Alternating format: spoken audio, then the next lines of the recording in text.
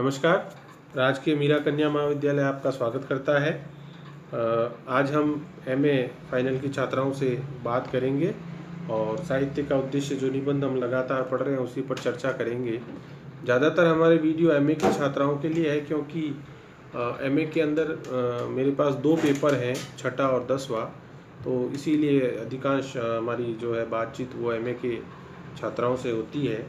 और हमने पिछली बार चर्चा की थी साहित्य के उद्देश्य निबंध पर, तो मैंने आपसे कहा भी था कि इसमें जैनेंद्र कुमार जो है वो साहित्य के उद्देश्य पर बेहद कम बात करते हैं और दूसरी चीज़ों पर जो है उनका ध्यान ज़्यादा रहता है। और उसमें से एक वस्तु है प्रतिभा, यानी जो मनुष्य के अंतर्गत प्रदत्त एक गुण होता है प्रतिभा।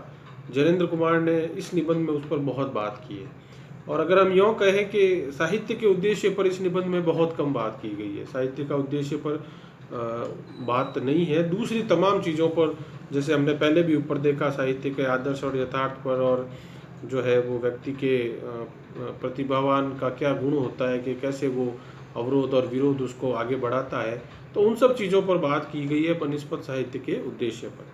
तो ये तो अपना अपना वो दृष्टिकोण है। इस निबंध का शीर्षक मेरे हिसाब से कुछ और होना चाहिए था। साहित्य का उद्देश्य तो यहाँ उतना ये नहीं होता है, शुरू में छोड़कर बाकी जो है उस तरह से ज़्यादा बात जो है दूसरे विषयों पर हुई है। तो जहाँ से कल हमने छोड़ा था उसी के आगे हम बात करते हैं। सांस्कृत्यायन की बात बहुत पते की है, मैंने आपको ई कंटेंट में बताया भी था। राहुल सांस्कृत्यायन हिंदी के बड़े लेखक विचारक हैं। क्या बात पते की, वो कहते हैं सब शक्ति का स्रोत जनता है, यानी जितनी तरह की ताकत है उसका स्रोत जो है वो क्या है, जनता। यानी जो जनता होती है वो दिखने में भले ही एक मामूली और एक वैसी दिखती है, लेकिन जब वो अपने पर आती है तो बड़े बड़े सत्ताओं को जो है वो पलट भी देती है। तो ये तमाम जो शक्ति का स्रोत है वो जनता है। उसके बाद आपकी समस्याओं का हल आपसे आप आ जाता है, यानी फिर आपको अपनी जो समस्याएं होती है उसका हल तुरंत मिल जाता है। अगर आप जनता के बीच में अपनी किसी समस्याओं को या अपनी किसी ऐसी प्रॉब्लम को आप अगर लेके जाएंगे तो निसंदेह जो है हल अपने आप आपको तुरंत मिल जाता है। यदि आप इस पर्सपेक्टिव या दृष्टिकोण से यहाँ आए तो सचमुच आपकी तात्कालिक समस्याओं की पूर्ति ही नहीं होगी, बल्कि स्थूल से आगे सूक्ष्म समस्याओं के समाधान की भी और भी आप बढ़ेंगे। यानी आप ये दृष्टिकोण लेकर अगर यहाँ भी आए हैं उस सम्मेलन में भी या जीवन में भी आप अगर इसको फॉलो करते हैं कि जनता जो होती है वो हमारी शक्ति है और वह जो है काफ़ी समस्याओं का हल तो वहीं से हमें मिल जाता है हमारे समाज से, तो ये आपको केवल स्थूल ही नहीं बल्कि सूक्ष्म समस्याओं का भी समाधान करेगा। आपके सामने बहुत बड़ा कर्तव्य है, पूरी निष्ठा पूरी अप्रमाद के साथ चल पड़े तो छोटी छोटी समस्याएं तो आप ही हल हो जाएगी। यानी अगर आप पूरी निष्ठा और अप्रमाद यानी आलस ना करें जीवन में, तो कई छोटी छोटी समस्याएं जो है वो तो वैसे ही हल हो जाती है जीवन में। यानी छोटी समस्याओं का तो कुछ वो रहता ही नहीं है वजूद। और आजकल जो मनोवैज्ञानिक है वो तो यही कहते हैं कि 90% जो समस्याएं होती है वो तो आपका जैसे समय बीतता है तो वैसे ही वो ख़त्म हो जाती है। यानी केवल 5-10% कोई समस्या होती है जो आपके कभी दूर रहती है। बाकी आज जो आप खुद भी लिख के देख लीजिए, आज अपने जीवन की समस्याएं, उसमें से 90% तो आपके समय बीतने के साथ ही ख़त्म हो जाएगी।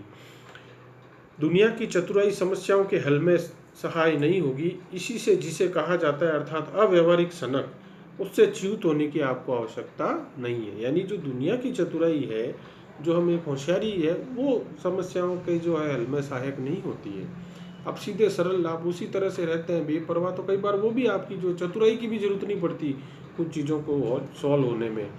इसी से जिसे कहा जाता है अव्यवहारिक सनक, यानी कई ऐसी जीवन में हम कुछ ऐसी हमारे अंदर कुछ इस तरह का हम कार्य करते हैं जिसको दुनिया की नज़र में प्रैक्टिकल नहीं कह सकते। अरे यार ये क्या कर रहा है, ये तो बिल्कुल ही व्यवहारिक नहीं है, और ये ऐसे कैसे इसने ये स्टेप, ये कैसे ये दुकान खोल रहा है, या ये कैसे ये काम कर रहा है, इसको तो ऐसा नहीं चलेगा, वो नहीं होगा। ये अव्यवहारिक जो कई चीज़ें होती है ये भी जीवन में कई बार जो है आपको कई चीज़ों से मुक्ति भी दिला देती है। सन 2829 में मैं लेखक के रास्ते पर पांव फिसलने से आ गया। यानी जैनेंद्र जी क्या कह रहे हैं कि 1928 और 29, जब ये 28-29 कह रहे तो 1928 और 29 में ये भी गलती से लेखन के रास्ते पर आ गए थे, पांव फिसलने से आ गए। यानी जीवन का कुछ और उद्देश्य था लेकिन वो लेखन साहित्यकार के रास्ते पर आ गए। समझदारी यही कहती थी कि माँ के लिए कमाई करो। अब समझदारी क्या कहेगी? कोई कहेगा कि भाई आप साहित्यकार लेखक बनना चाहते हो, तो सनकी कहेगा उसको, अव्यवहारिक सनकी कहेगा कि ये कहाँ का काम कर रहा है भाई, तुम्हारे पिता नहीं है, तुम मामा के यहाँ पले बड़े हो, घर में वो कष्ट है। और फिर वापस देखिए उनका जीवन चरित्र आ रहा है, ये इसीलिए हम साहित्य में उनका व्यक्तित्व और पढ़ते हैं। तो अपनी माँ की मदद करो, कमाई करो, और तुम तो उल्टा साहित्य की इस दुनिया में आ गए। मेरी चालू बाजार दर तब 30, 40, 50 की भी न थी, 8, 10 वर्षों में आकर 60, 65 मिल जाते। यानी जो है उस समय उनको क्या मिलता था, 30, 40 रुपए मिलते थे रॉयल्टी के, यानी पुस्तकों के जो बिकने पर और उनके पब्लिश होने पर जो पैसा मिलता है, या कोई लेख वेख लिख दिया, कुछ कर दिया, तो 8, 10 साल, यानी जब साहित्य की दुनिया में 8, 10 साल रह गए, तब भी कितना मिलने लगा, 60, 65। तब भी शायद अब के समान मैं पति बनता, पिता भी बनता, पर मन बुझ गया होता। यानी हो सकता है कि अगर ये व्यवहारिक दुनिया के उस धरातल पर जाते तो ठीक है कि जो है वो पिता बनते, पति बनते, लेकिन मन बुझ गया होता है। लेकिन यानी जो मन का काम अगर हम नहीं करते हैं, या कुछ हमारे अंदर एक कोई सनक होती है कुछ करने की कि यार मेरा रेस्टोरेंट होना चाहिए, या मैं एक कपड़ों की ऐसी अनूठी दुकान खोलूँ, या ऐसे कई बार व्यवहारिक दृष्टिकोण से हमारे ऐसे सपने दब जाते हैं। हम सोचते हैं अरे नहीं, नुकसान होगा, क्या कहेगा, कोई क्या कहेगा। तो उससे क्या होता है कि हम वो काम करने लग जाते हैं जो हमारे मन का नहीं होता। पैसा तो उसमें मिल जाता है, लेकिन मन कहीं बुझ जाता है। वैसा जैनेन्द्र जी के साथ नहीं हुआ। अब पति बनने या पिता बनने में कोई दिक्कत नहीं हुई, यानी उसके बाद पैसा भी आने लग गया, तो ऐसा कुछ वो उनके इशू नहीं रहा। कुछ लोग कहते हैं कि जैनेन्द्र क्या बेवकूफ़ आदमी है, तो कुछ लोग प्रशंसा में कहते हैं जैनेन्द्र अच्छा बुद्धिमान व्यक्ति। देखिए दुनिया हमेशा आपको जो है दो तरह से जज हमेशा करती है, और वो किसी ने कहा भी है कि ऐसा नहीं है कि निशाना जो है वो केवल जो है चिड़िया या तीतर या हिरण पर ही लगाया जाता है, शेर पर भी निशाना जंगल में साधा जाता है। कहने का मतलब ये है कि दुनिया तो कुछ ना कुछ कहेगी आपको, है ना। केवल ये देख कर नहीं कि आप हिरण हो या गाय हो तो ही आपको निशाना लगाया जाएगा। निशाना तो शेर और चीतों पर भी लगाया जाता है, तो वो तो हमेशा कुछ भी उनका कहना होगा जो वो कहते रहेंगे। यानी दोनों राय आपस में कट पीट गई, यही होता है। तब यहाँ वहाँ जाने की तबीयत होती थी, पर अब बात मन की मन में ही रह जाती है। काफ़ी बात का निबंध होगा, जब इसका आयु काफ़ी हो गई होगी कुछ, तो पहले तो आदमी का घूमने फिरने की एक तबीयत भी होती है, जाने का स्वास्थ्य भी होता है, फिर वो बात मन में ही रह जाती है। अब यह है कि दिल्ली इतनी दूर है और मैं यहाँ उज्जैन आ गया हूँ। दिल्ली में अंतिम पूरे वर्षों में हो रहे थे, और अब कहाँ आए हैं वो, उज्जैन। काफ़ी दिल्ली से तो उज्जैन काफ़ी दूर है, मोर देन 1000 किलोमीटर होगा। ऐसे ही कलकत्ता और लाहौर और मुंबई ना जाने कितने शहर देखने को मिल जाते हैं। आप कहेंगे ये बात तो बड़ी पर्सनल है, यानी क्या कह रहे हैं जैनेन्द्र जी की कि भाई सभा सम्मेलन में आपने मेरे को बुलाया और आप सोच रहे होंगे कि भाई ये क्या बात शुरू कर दी कि मुझे इंदौर जाना है, या मुझे वहाँ जाना है, या उज्जैन जाना है। ये तो व्यक्तिगत बात हुई आपकी। आप में कोई प्रतिभा है, देन है, और अपवाद से तो नियम सिद्ध ही होता है। हो सकता है आप में प्रतिभा होगी या कोई, लेकिन वो अपवाद होगी। वो जो है नियम जो होता है वो सबके लिए लागू होता है, अपवादों की बात नहीं होती। पर मैं आपसे निश्चय कह सकता हूँ कि प्रतिभा ढकोसले के शब्द है। बार बार जैनेन्द्र का जो है इसी पर जोर आता है कि प्रतिभा जो है वो ढकोसले की वस्तु है। जो बुद्धि युक्त है, विवेकी है, वह बात बड़ी आसानी से मान जाएगा कि एक आदमी कैसे भला विशिष्ट या स्वीकार्य हो सकता है, अविकार्य हो सकता है। आस्तिक भी यह बात कभी नहीं मानेगा कि परमात्मा ने किसी को अधिक प्रतिभा दी, किसी को कम। आस्तिक यानी ईश्वर को मानने वाले, तो वो भी कभी नहीं मानेंगे ये कि भाई हाँ परमात्मा किसी को ज़्यादा प्रतिभा देता है तो किसी को कम।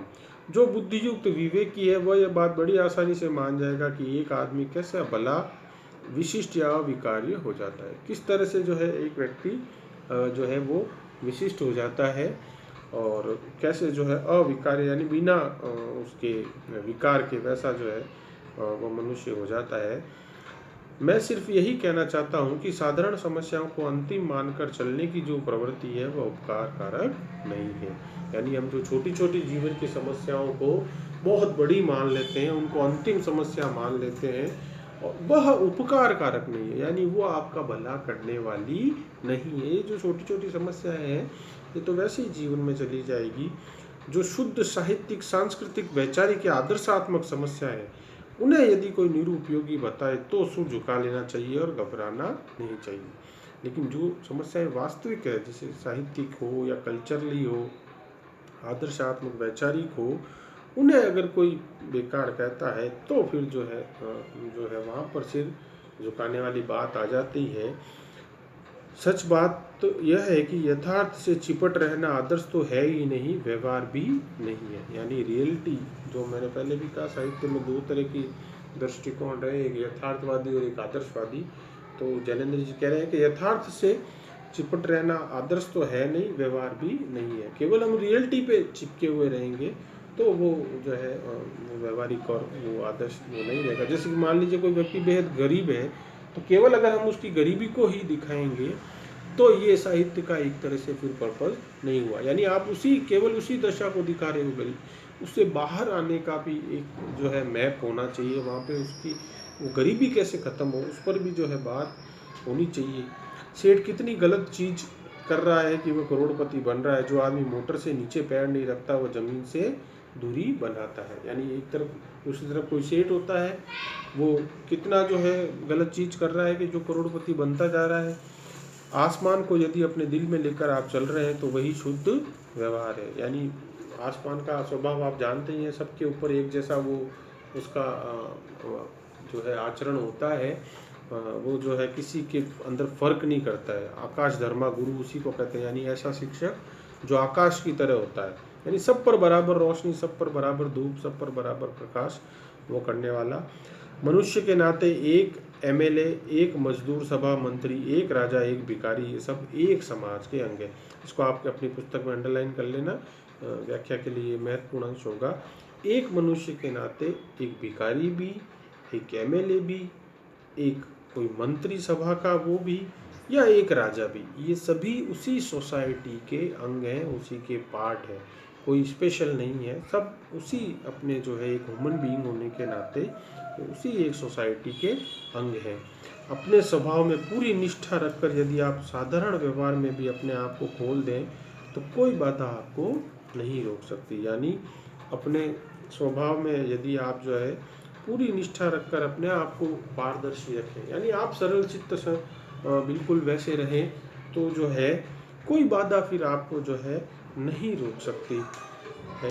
क्योंकि साधारण व्यवहार आप अगर हृदय साफ रखकर, मन साफ रखकर करेंगे तो कौन आप, क्योंकि छुपाने दुराने लायक कुछ होगा ही नहीं, आपकी कोई बाधा आपको नहीं रोकेगी।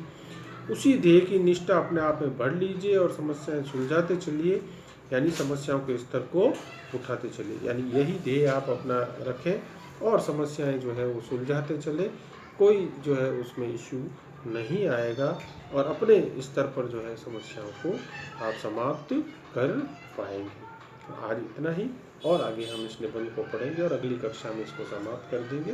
तब तक के लिए धन्यवाद।